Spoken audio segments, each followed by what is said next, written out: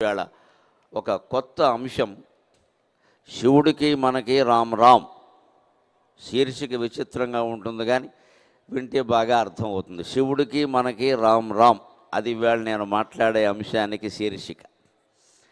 దాన్ని శంకరాచార్య శివానంద లహరిలో ఉండే 2 శ్లోకాల ఆధారంగా చెబుతా.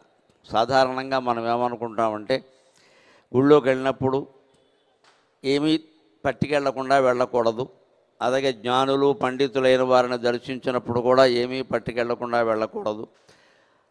రాజుగారి కార్యాలయానికి వెళ్ళినప్పుడు అంతే, గర్భిణిని దర్శించిన అంతే, పసిపిల్లల్ని దర్శించిన అంతే, అనారోగ్యంతో ఉన్నవారిని దర్శించిన అంతే అని మనకు కొన్ని ఆచారాలు ఉన్నాయి. రాజుగారి కార్యాలయం అంటే ప్రభుత్వ కార్యాలయానికి ఏమీ పట్టకుండా పెడితే పనులు అవ్వవు. దేవుడి గుళ్ళోకి ఎందుకు పట్టుకెళ్ళడం అంటే దేవుడు మనకు ఏదైనా ఇవ్వాలి అంటే ఆయనకి మనం ఏదైనా ఇవ్వాలి. ఎందుకంటే దేవుడు ఎవరికి ఏమీ ఇవ్వడం ఏమీ పుచ్చుకోవడం అనేది ఉండదు. ఇచ్చి పుచ్చుకోవడాలు ఉన్నవాడు జీవుడు, అవి లేనివాడు దేవుడు.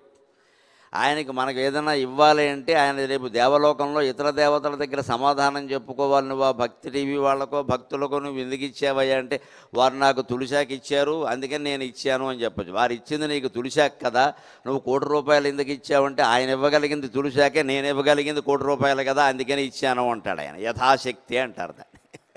అంచేత పరమేశ్వరుడికి మనం ఒక దళం మారేడు దళం ఇచ్చినా మనకు అనంతమైన సంపదలు శాంతి ఎందుకు ఇస్తాడు అంటే మనం ఇవ్వగలిగింది మనం ఇస్తే ఆయన ఇవ్వగలిగింది ఆయన ఇస్తాడు. మనం ఇవ్వగలిగింది ఇంతే, మారేడు దళం మించి మనం ఏమిటి ఇస్తాం. కానీ ఆయన ఇవ్వగలిగింది అనంతమైనటువంటి మనశ్శాంతి, అనంతమైనటువంటి ఐశ్వర్యం ఏదైనా ఇవ్వగలడు. విశ్వమంతా ఆయనదే కాబట్టి అంచేత అక్కడ ఆయన కూడా యథాశక్తి ప్రకారమే చేస్తున్నాడు, మనం యథాశక్తి చేసినట్టే.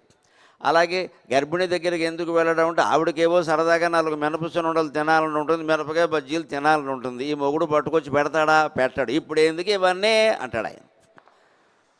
అలాగని పుట్టింటి వాళ్ళు వస్తారంటే ఏమో చెప్పలేదు. అందుకని ఎవరు వెళ్ళినా పుట్టింటి వాళ్ళు వెళ్ళినా వేరే వాళ్ళు వెళ్ళినా ఆవిడకి ఇష్టమైనవి ఏవో చేసి మనం పట్టుకెడితే మా అన్నయ్య కాబట్టి పట్టుకొచ్చాడు, మా మేనత్త కాబట్టి పట్టుకొచ్చింది అని తింటుంది. ఆవిడ మనసులో ఉండే సరదాలు తీరితే మంచి పిల్లలు పుడతారు, సందేహం ఏమీ లేదు. గర్భిణీ స్త్రీని దేవుణ్ణి చూసినట్టే చూడాలి, అందులో అనుమానమే లేదు.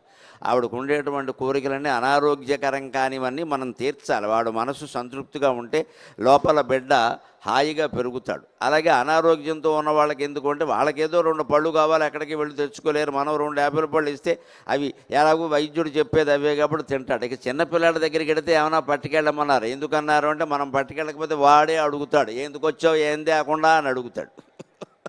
ఎందుకు వచ్చావు మా ఇంటికి పని లేకని సంచి లాక్కుంటాడు, అందుకని చేయమన్నారు. అలాగే ఇప్పుడు శంకరాచార్య స్వామి ఏమంటున్నారంటే శివుణ్ణి దర్శించాలి మనం, ఏదన్నా